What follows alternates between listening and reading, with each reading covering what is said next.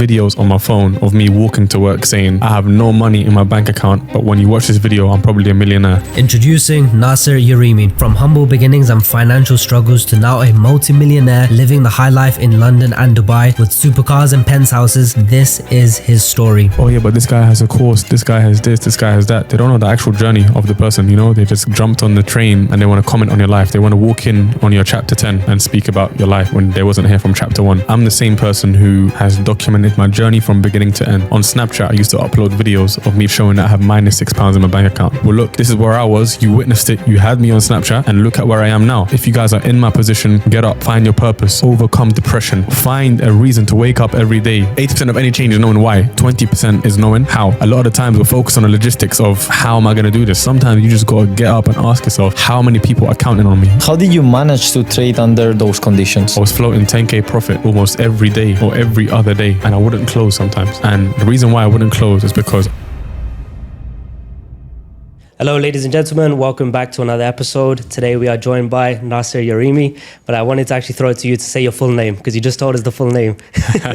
So the full name is Nasser Shamsuddin Saleh Nasser Ahmed Muhsin Al Yarimi. MashaAllah, there we go. Well, thank you for coming on. It's a new project we're doing and we're excited to have a mix of kind of people and yourself as a trader, as we are. And it's our first time doing it on this set, the sofa set, so it should be a more relaxed, chill conversation and just boys hanging out. That's kind of the goal. Boys hanging out, most definitely, man. Pleasure to be here. Thank you guys for inviting me. Definitely an honor to be in your presence. Pleasure to have you, my guy. So yeah, we've I know you've done a couple of podcasts and you've done your life story kind of talk. Yep. So I didn't want to do a repeat of that. I think it would be monotonous. Yeah, of course. So I just wanted to jump more into topics, and of course starting with who you are and who you stand for, and then we just throw random topics out there and we just discuss. It doesn't necessarily have to be boxed in for trading. Yep. But before we start, obviously you are a trader. That's your primary thing these days, I guess. So I wanted to do maybe just 5 minutes on who you are, your story for people that don't know who you are. Cool. So my name is Nasser Yarimi. I'm 24 years old. Ethnically, I'm from Yemen. Growing up, I never really had much, but I always knew that I wanted to become more. I started my pursuit of entrepreneurship from a very young age. Age 15, I was picking up cameras, trying to direct videos. Age 16, I was still picking up cameras, trying to direct videos. Age 17, I was selling perfume. Age 18, I got into sales. And I tried to find that which will set me free when it comes to getting to the 1% and trying to live a financially better life. I wouldn't say financially free. I just wanted to become financially better. So through that in 2016, I came across trading. I was very skeptical in the beginning because I thought you had to be a mathematician, and I wasn't the greatest when it came to maths. I was more of an English science guy in school. But maths was not my subject, so I just used to turn a blind eye to trading whenever I would see adverts on it, so on and so forth. In 2020 lockdown, when the pandemic hit, that's when I started to actually open up my eyes towards the foreign exchange markets. And I said to myself, if I don't make money in my sleep, I'm going to work until I die. The famous saying by Warren Buffett, as you know. So that's when everything opened up for me and I was a bit more open-minded with trading. I said to myself, okay, I'm not a mathematician, but let me at least look into this to know if it even requires maths. So I looked into trading. I was failing a lot, blowing a lot of accounts, as you do in the beginning, not understanding what risk management is, waiting for NFP to just make it. Gamble, yep. And then I didn't realize that, okay, cool, trading is actually strategy-based. You actually have to know what you're doing. There's analysis involved. There are times that you should trade, times that you shouldn't trade. You shouldn't, follow the majority in the market. You should try to follow the minority, and everyone acts like they got a holy grail. So I was fishing for that holy grail, searching for content online, trying to find what strategy is it that works. Never really finding success, always just failing until I said to myself, you know what, let me put in the hours, because as much as I was failing, I wasn't actually putting in the hours myself. So this might sound like exaggeration to a person watching, but I was putting in 16 hours a day back testing. My mum would bring me food upstairs saying, what's wrong with you? Like, your eyes are gone red. I had to start wearing glasses for that time. At this point, were you already working? As in you left work, or what was your life? For me, I was hopping. I was hopping work to work. Like I was an estate agent. I was selling perfume. I was this, I was that. But when it came to trading, I was an estate agent. So how are you able to put so much? Because a lot of people want to put these kind of hours in. Yeah. Actually, people tell us all the time, I'm putting 12 hours a day kind of thing, but then they're not honest with it. Yeah, so the 12, 16 hours a day, that's when I quit my job. Okay, and you went all in. I went all in. So what kind of things did you put in place before you went Because, kind of all in terms of financially, or just having your life set up so you could afford to take this risk in case it didn't play out? To be honest, I wouldn't say it was like I had something in place, but it was the results I was seeing. So I was revising a lot, not 16 hours a day, but I was revising a lot whilst I was still at work. The entire reason I got the job as an estate agent is just so I can have a monitor in front of me so I can open up TradingView on another tab. But on my first day, I actually bought my laptop. My manager said, "What's going on? You can't use this laptop here." I said, "Oh, no problem." I closed it. In the back of my mind, I knew I'm not here to, obviously, I'm here to fulfill my role as an employee. I'm going to work. I'll give the job its right. But if I have nothing going on and I'm free and I finished all my work, I'm going to open up TradingView on another tab and I'm going to trade, because I know I'm not here for the rest of my life. I'm here for a purpose. I just want to make monthly income to put that into my trading account, which is what I was doing. And then what inspired me to leave work was when I had 2K days on my MetaTrader 4. Okay. 1.5K, 3K. And I remember one week, like I literally made 7K that week on just from trading. That's not what I would make 4-5 months working as an estate agent. So that's when it clicked for me. I said, yeah, I'm out. Did you take the prop firm route, or was this your own? So in the beginning, I never knew about the prop firm route in the beginning. So it was just my own capital. But then again, when you're trading your own capital like that, where does risk management come into play? Because I'm putting in £500 in an account, and then in 1 week I'm making 7,000. You're trying to flip accounts at that point. Flip accounts just to get to the big capital, so then I can start correctly risking. And that wasn't working, which is why the way I teach is like, I don't tell people to go to their own capital straight away. I tell people to utilize prop firms whilst they're here, make a withdrawal, then put that into your own account, and then start trading your own account. But anyways, that was for me. I never had the capital, which is why I was forced to kind of just put in £200, put in £500, £300, and just try and grow that little by little. But then I realized that's not the way. And I remember having a conversation with my good friend Sali, and I told him, bro, like, if we know how to trade, if we truly know how to trade, why can't we just take these prop firm examinations? Like, why can't we? Forget the logistics of the prop firm. Why can't we pass phase 1, phase 2, make a withdrawal, put it into our own account if we actually know how to trade? And that's when it clicked for us. We're like, that's actually true. Let's put ourselves to the test. So what was holding you back from even entering that? Was it a kind of mental block, or was it kind of like, I've already reached a certain level that this feels like a step down? I feel like a lot of people have that in terms of mentors. I wouldn't say step down. I feel like I never knew I could achieve it. I knew I'd be successful when it comes to trading and knowing how to trade, but I thought you had to be so smart to pass a prop firm exam. Okay. Smart in one sense, like in risk management, or no, I just thought you had to be like intellectually, like Neil Armstrong type of smart. I'm talking like, I didn't know, like I said, the reason why I was put off trading in the beginning was because I thought, it focused on mathematics, and mathematics wasn't my strongest point growing up in school.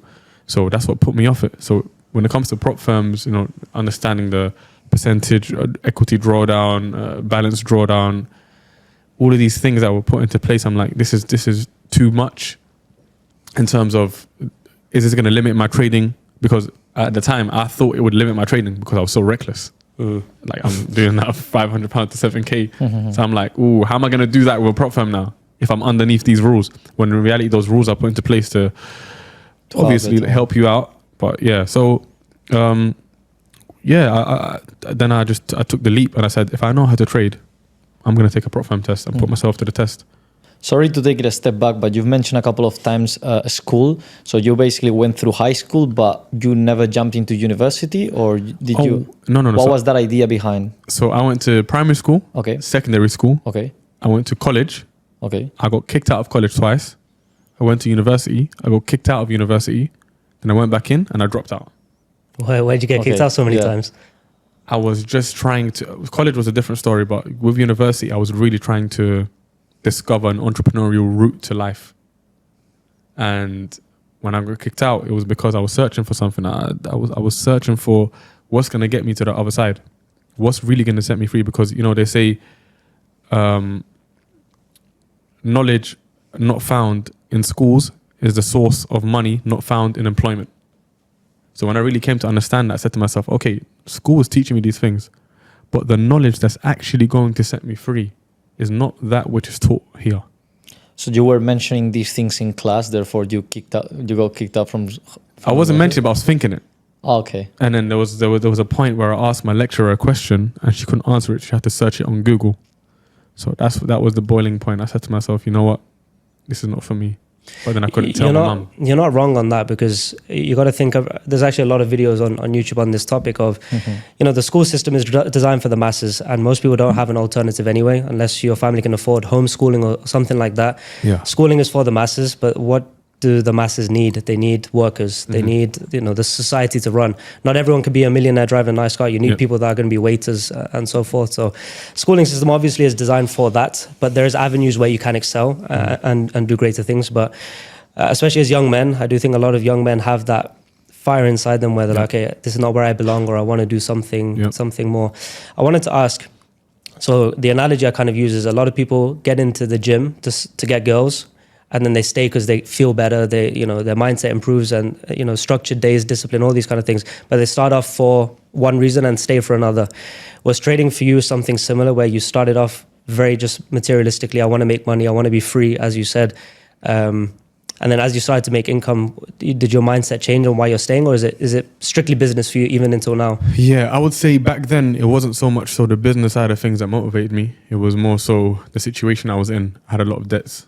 The bailiffs were coming to my house. I was in arrears. I did not have any money. Like, as much as I've got videos on my phone of me walking to work saying, I have no money in my bank account, but when you watch this video, I'm probably a millionaire. Wow. Like, I've got videos of me on my lunch break having Mentos, mints. For lunch. Like, people might think, oh, this guy's doing the most. Come on, man. Anyone can access food. I was that low. I could have spoken to people and said, yo, can you send me some money to my bank? I didn't want to. I actually tried to help myself, And I'm not saying anybody out there who's going for a similar situation, deal with it yourself. Of course, I would say try and really get yourself out of that hole. But if you're in a situation where you're eating mints on your lunch break because you ain't got money, maybe just reach out to someone very, very close to you and say, look, this is the situation. Can you lend me some money? I'll give it back to you. But yeah, that's the situation I was in. I was motivated by my circumstances. I was motivated by trying to give my parents and my family a better life. And yeah, I feel like you said, some people go to the gym, they start with one purpose and the purpose changes. I feel like my purpose was to help my family. And now that I've helped my family, I've actually discovered, you know what? Trading is actually my hobby. I really enjoy it. I actually love it. Like, even now, I've been on my honeymoon here, so I haven't been able to trade, but I'm excited to get back. It's like I haven't seen a family member in so long. I can't wait to go back to my desk, my setup, my monitor, and just start trading again. In your zone. How did you manage to trade under those conditions? Because we got asked, some people get these conditions that you had in the past, and we kind of had like a different point of view, which we know is very hard to trade or to flip accounts when you have such a stress moment like you had, or you're in a low moment. So how did you manage to trade under those conditions? So I'm not going to sit here and lie to you and say, oh, I have the best psychology and I'm not worried. But back then, my psychology was a lot better than it is now. Interesting. Like my friends used to say, I've got ice in my veins. Like, what is wrong with you, bro? Like, especially when I was on the prop firms, I said I've documented my journey as well. I was floating 10K profit almost every day or every other day, and I wouldn't close sometimes. And the reason why I wouldn't close is because I was so focused on becoming an elite trader to the point where I ask myself questions, I interview myself, I say to myself, why am I closing here when it hasn't reached my TP or it hasn't reached my first initial level that I had marked out? What's the point of me marking out these things on a chart if I'm not going to get to it? Am I attached to the money, or am I just attached to, am I attached to the money, or do I not understand that this is going to lead to a bigger problem later down the line, which is what me not trusting my analysis, me always having a habit of closing early. This is me whilst I was broke. Like, I hadn't made my first withdrawal yet, and I'm seeing 10K floating like every day, every 2 days. Bro, I was milking prop firms. I was milking it. And then I spoke about this on the previous podcast with Riz, but I'm not going to get into it again. Like, I was floating like 65K, 70K with one prop firm. I was on FaceTime to my friend Saleh again, and he saw me floating 40K. He said, bro, why don't you close? I said, it hasn't hit my TP yet. Oh, wow. At the time, I had £200 in my bank account.